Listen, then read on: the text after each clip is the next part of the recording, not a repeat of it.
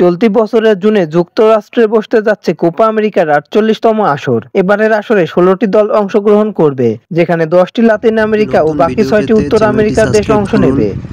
Bell icon click Copa করুন। আমেরিকার আগে দুটি প্রীতি ম্যাচ খেলবে বিশ্ব চ্যাম্পিয়ন আর্জেন্টিনা।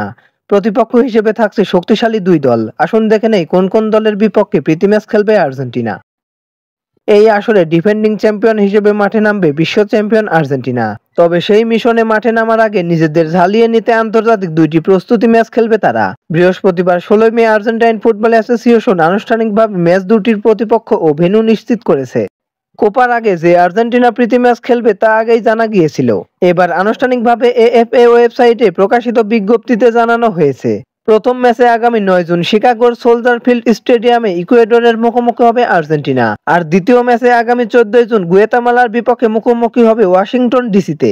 ইকুয়েডরকে কঠিন প্রতিপক্ষ আখ্যা দিয়ে স্ক্যালোনি বলেন, খেলোয়াড়রা লম্বা একটা মৌসুম শেষ করে খেলতে নামবে। অনেকেরই মৌসুম জুড়ে প্রচুর ম্যাচ খেলতে হয়েছে। যে দুটি ম্যাচ আছে এর মধ্যে দলও প্রস্তুত হয়ে যাবে। ইকুয়েডর কঠিন একটি প্রতিপক্ষ, আর গুয়েতামালার ম্যাচে অনেক দর্শক হয়, সেটাও ভালো ম্যাচ হবে, কারণ মানুষ দিন শেষে ভালো ফুটবলই দেখতে আসে। আর্জেন্টিনা ইকুয়েডর এখন পর্যন্ত মুখোমুখি হয়েছে ২৩টি ম্যাচে। ১১টি ম্যাচে জিতেছে আর্জেন্টিনা, ইকুয়েডর জিতেছে 5টি ম্যাচে, বাকি 7টি ম্যাচ হয়েছে ড্র। তো দর্শক বন্ধুরা, সবার আগে খেলাধুলার ভিডিও পেতে চ্যানেলটি অবশ্যই সাবস্ক্রাইব করে রাখবেন।